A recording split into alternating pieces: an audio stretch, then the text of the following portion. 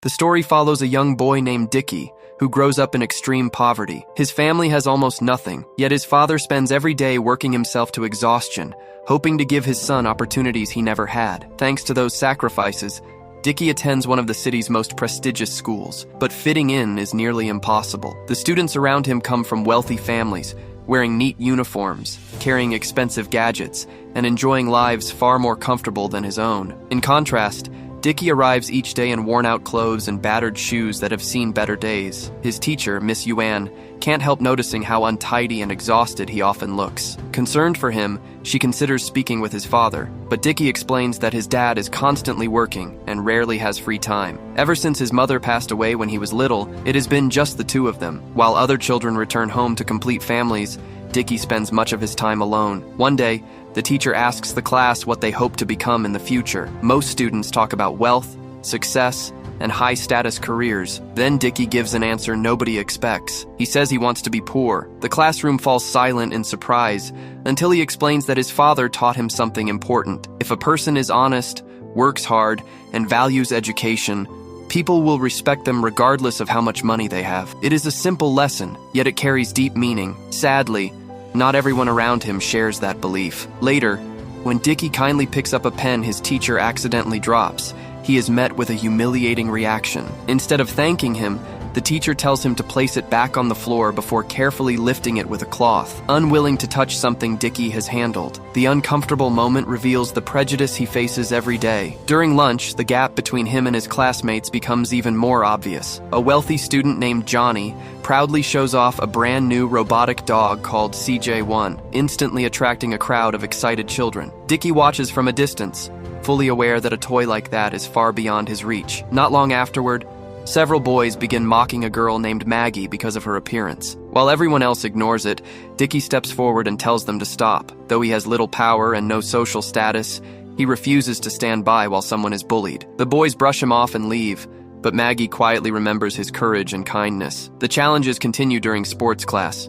Because his shoes are old and damaged, the gym teacher refuses to let him participate, forcing him to sit on the sidelines once again. As he sits alone, Maggie walks over and joins him. She admits that she intentionally left her own sports shoes behind so she could keep him company. For the first time in a while, Dickie feels that someone genuinely understands him. When Maggie asks whether all his shoes are that worn out, he honestly tells her they are. He even reveals that his father found them in the trash. Although Dickie deeply admires his dad and feels no embarrassment about their situation, he still dreams of owning a new pair of sneakers so he can play sports like everyone else. While Dickie is at school, his father faces troubles of his own. At the construction site, he struggles to keep up with the demanding labor, looking exhausted and physically drained. Believing he can no longer handle the workload, the foreman decides to dismiss him. Desperate, the father pleads for another chance. He explains that he is trying to save enough money to buy a fan because his son cannot sleep through the hot nights. The foreman is puzzled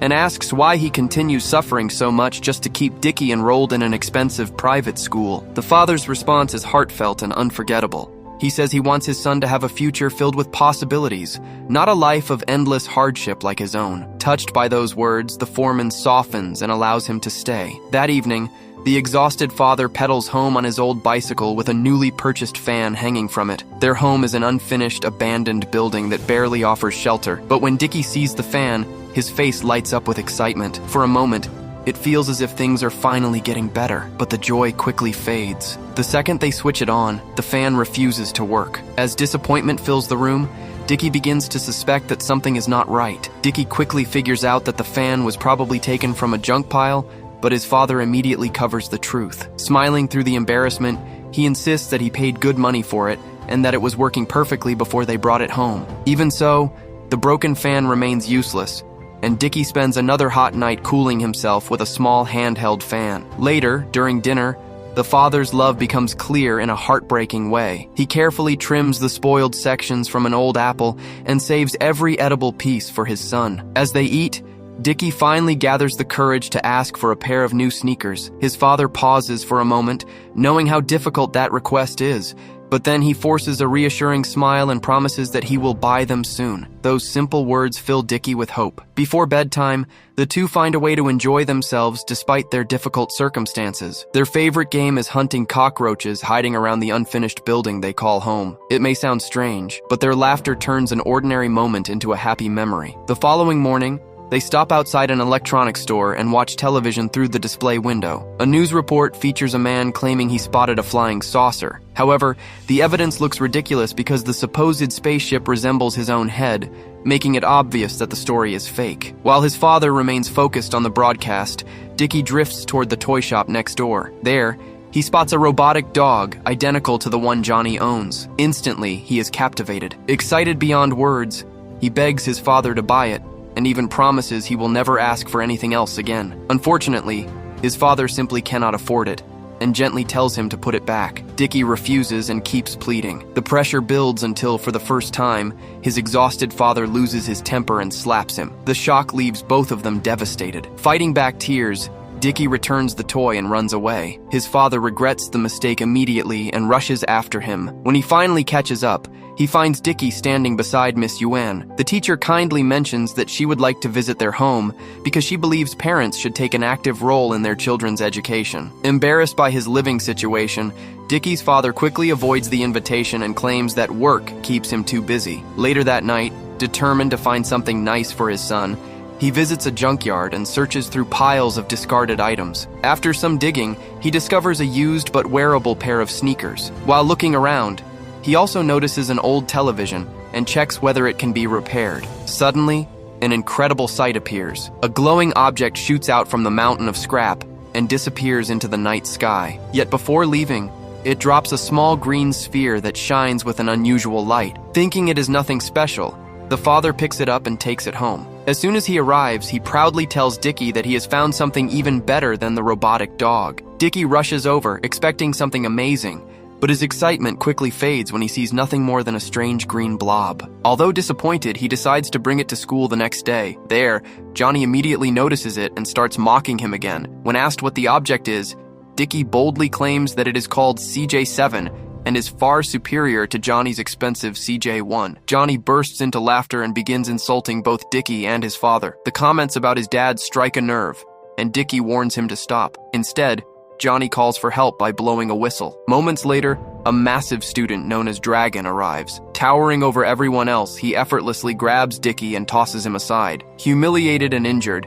Dickie returns home that evening with a torn uniform. His father scolds him for getting into trouble, and Dickie angrily explains that everyone keeps making fun of him because of the stupid green toy. While the argument continues, something unexpected occurs. The mysterious ball suddenly comes to life. Sharp spikes emerge from its surface, and a strange dark opening begins forming nearby. Terrified, Dickie throws the object away and starts shouting that it is cursed. He even insists that ghosts are appearing around the room. His father pays little attention and continues repairing the damaged uniform. Then the closet door slowly creaks open on its own. Dickie catches a glimpse of movement inside and screams. Convinced that his son is only trying to avoid punishment, his father loses patience and locks him inside the closet. Alone in the darkness, Dickie becomes genuinely frightened. He closes his eyes and prays for protection. Suddenly, the green sphere begins glowing like a powerful lantern. The room around him transforms, and it feels as though he has entered another world. Within this strange vision, he encounters a bizarre creature with a head shaped like a cabbage. Using a special antenna, the creature repairs broken objects with ease, but during the process, the energy crystal that sustains its life shatters, causing the creature to become nothing more than an ordinary toy. Watching carefully, Dickie understands an important clue. If that source of energy can somehow be restored, the mysterious creature might live again. The strange vision suddenly disappears, and Dickie finds himself back inside the closet. Staring in disbelief, he realizes the glowing green ball has transformed into a tiny alien-like creature. Just then, his father opens the door, forcing Dickie to quickly hide his incredible discovery. The next morning, after his father leaves for work, Dickie spends hours observing the little being and trying to figure out what it actually is. Eventually, his imagination comes up with the perfect answer. It must be a dog from outer space. Delighted by the idea, He gives it a name, CJ7. That evening becomes one of the happiest nights of his life. Dickie and CJ7 play games, dance around the room, and share moments filled with laughter. For a boy who has spent so much of his life feeling lonely, it feels magical. Then, CJ7 discovers a rotten apple and uses a mysterious ability to restore it to perfect condition. When Dickie takes a bite, he is stunned. The fruit tastes completely fresh. At that moment, he becomes convinced that CJ7 is far more than an ordinary toy. The following day, Dickie proudly carries CJ7 on his shoulder as he heads to school. Eager to prove that his new companion is special, he decides to put him to the test. Spotting a powerful dog nearby, Dickie jokingly challenges CJ7 to defeat it if he truly is a super dog. To his amazement, CJ7 charges forward and manages to outsmart the larger animal with ease. Dickie's confidence instantly grows. For once, he feels like he has something extraordinary that nobody else possesses. Later, while hiding in the bathroom, another idea enters his mind. He asks CJ7 to help him earn a perfect score on an upcoming test. In response, CJ7 pulls out a miniature set of tools and creates a pair of unusual glasses. During the exam, tiny robotic devices emerge from the frames and quietly collect answers from other students before sending the information directly to Dickie. Everything appears to be working perfectly. However, trouble arrives when Johnny notices the tiny flying machines moving around the classroom. Curious and irritated, he starts trying to catch them. His attempts quickly create confusion, and another student joins in under the excuse of chasing a fly. Within moments, the classroom descends into complete chaos, while Dickie calmly finishes his exam. When the grades are announced later, he receives an A for the first time in his life. The achievement fills him with pride, but the celebration is short-lived. His teacher becomes suspicious and asks to inspect the strange glasses. Panicking, Dickie tosses them toward the teacher. The moment they are examined, the glasses suddenly explode. Fortunately, nobody is hurt, but the bizarre incident only deepens everyone's doubts. Not long afterward, Dickie meets CJ7 again and excitedly explains that gym class is next. This time, he asks for a pair of superpowered sneakers. Within seconds, CJ7 creates them. During gym class, the teacher proudly demonstrates a jump record that no student has ever managed to beat. Then Dickie steps forward. With the new shoes on his feet, he easily clears the record. The stunned teacher lowers the bar and demands another attempt, only to watch Dickie soar even higher. From there, the situation becomes increasingly unbelievable. While running on a treadmill, mechanical legs suddenly extend from the shoes and propel him at incredible speed, eventually destroying the machine. In the swimming pool, hidden propellers appear and send him racing through the water like a motorboat. During football practice, a single kick becomes so powerful that it shatters the goalpost. By now, everyone knows something unusual is happening. Convinced that Dickie is cheating somehow, the teacher challenges him directly, but even that ends badly when Dickie effortlessly comes out on top. Before the situation can get worse, Miss Yuen arrives and warns that Dickie's behavior is becoming a serious problem. At the same time, Mr. Chow approaches with police officers to investigate the strange events. Just as they are about to catch him, Dickie uses the incredible shoes to fly away. Then, without warning, he wakes up. A piece of apple is still in his mouth, and he realizes the entire adventure was only a dream. Or was it? As his father tells him to get ready for school, Dickie notices CJ7 sitting inside his bag. The dream may not have been real, but CJ7 certainly is. Convinced that his little companion possesses genuine powers, Dickie decides to test him once more on the way to school. Spotting a real dog in a nearby alley, he confidently challenges CJ7 to face it. Unfortunately, things do not go as planned. When Dickie decides to test CJ7 against a real dog, reality hits hard. The larger dog rushes forward without hesitation